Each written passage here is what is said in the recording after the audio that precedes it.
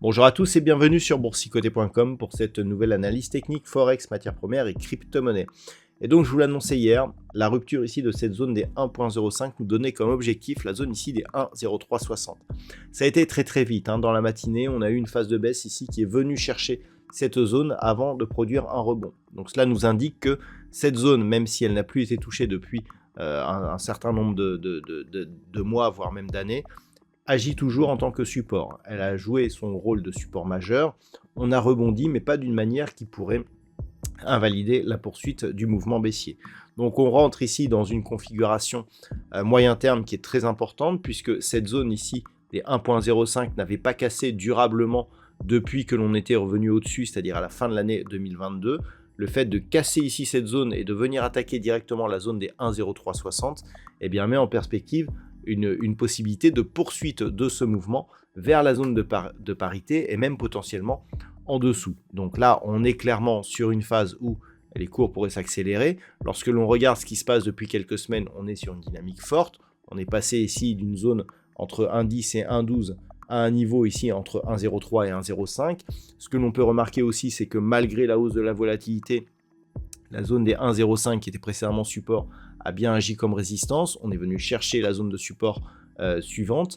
Clairement, malgré la hausse de la volatilité, on respecte les zones techniques. Donc c'est un mouvement qui n'est pas encore un mouvement de panique, mais globalement qui confirme justement cette orientation baissière que l'on observe sur le court terme depuis maintenant quelques semaines. Donc on confirme. La semaine prochaine, l'enjeu sera d'observer ce qui se passe ici sur 1.0360. Les niveaux de support suivants se situent ici sur cette zone qui se situe à 1.0240. On pourrait ensuite aller sur 1.01 et ensuite passer sous la parité avec cet objectif ici à 0.9740.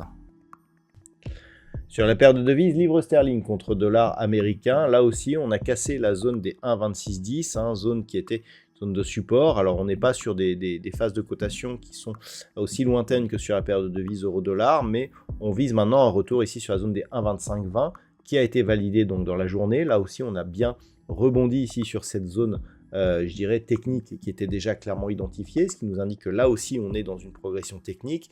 Globalement on a l'impression ici que on a une dynamique qui pourrait se poursuivre. Alors on a une petite phase de survente ici sur le RSI, mais au niveau des histogrammes du MACD, on a toujours la place. Les volumes sont plutôt dans la moyenne.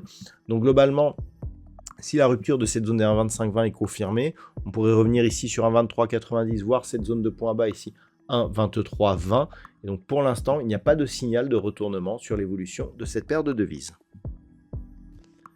Sur l'or, il semblerait que l'on est en train de repasser dans un mouvement haussier. Hier, on constatait ici le retour au-delà de la moyenne mobile 20 exponentielle. Et ce que je vous ai indiqué, ce n'est qu'au-dessus de 2720 $ l'once que l'on pourrait reprendre un biais haussier sur cet actif. Tant que l'on est ici entre 2600 et 2720, ça reste neutre. Et par contre, sur rupture ici haussière de la zone des 2720, on repassera à la hausse. Ce qu'il faut bien se rendre compte, c'est qu'on a connu ici cette phase de hausse. On a consolidé sur le retracement à 50% donc de l'intégralité de cette phase de hausse et qu'ensuite on revient. Donc globalement, le fait déjà de repasser au-delà du 23,6, ce qui n'était pas le cas hier, est un signal très positif. Par contre, il faut confirmer ici par la rupture de cette zone des 2720 points. Au-delà des 2720 $ l'once, effectivement, on reprendrait un biais haussier avec comme objectif une poursuite, voire une rupture de la zone ici proche des 2800 $ l'once, qui est donc le record que nous avons eu très récemment sur le métal jaune. Sur le WTI, c'est toujours aussi neutre. On a testé une énième fois la zone ici des 67,50 $ le baril. On remonte sur 71,20. Bon, je vais me répéter, on est sur la même analyse depuis maintenant quelques semaines, voire quelques mois. Tant que l'on est ici entre grossièrement 66, 67 et 77,50 $ le baril, eh bien c'est neutre. On a des petites tendances, des petites dynamiques très court terme se mettre en place, là, qui est légèrement haussière, mais du point de vue de la tendance globale, eh bien, c'est toujours aussi indécis, donc pas grand chose de plus à dire sur l'évolution du pétrole, même si on repasse ici sur 71,20. Au-delà des 74, on commencerait à développer une petite probabilité de mouvement haussier sur le pétrole, mais tant que l'on est en dessous, eh bien, il n'y a rien de significatif. Et enfin, au niveau du Bitcoin, eh bien, on est toujours dans l'attente ici de l'évolution donc en direction des 100 000 $ pour un Bitcoin. Alors, on est très très proche puisqu'on a marqué 99 000, presque 99 600. Donc, on est globalement sur un niveau très proche de cette zone. Il n'est pas d'ailleurs exclu que l'on franchisse durant le week-end, puisque je rappelle que cette crypto-monnaie cote tous les jours, y compris les jours de week-end. Alors, ce qui est intéressant, c'est de constater que sur 100 000, il n'y a pas grand-chose d'un point de vue technique. Si on prend ici d'un point de vue moyen terme, c'est-à-dire cette impulsion ici consolidée sur cette phase que l'on a eue donc entre le mois de mars et la semaine du 5 août, on avait vu le Bitcoin tomber ici sur un plus bas qui se situe à 49 254 $ pour un Bitcoin.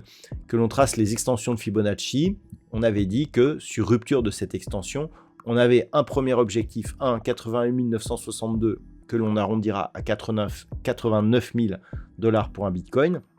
Cette zone, regardez, elle a été atteinte et ensuite elle a provoqué une phase de stabilisation, donc ça montre bien que l'extension de Fibonacci ici a été significative, et en absence de consolidation après le franchissement de cette extension, eh bien nous avons une deuxième extension qui est donc le nouvel objectif lié à la rupture ici de la zone horizontale des 92 000 $ pour un Bitcoin, qui se situe donc au-delà des 100 000 puisqu'on est sur un objectif à 113 500 pour l'extension, donc à 261,8%.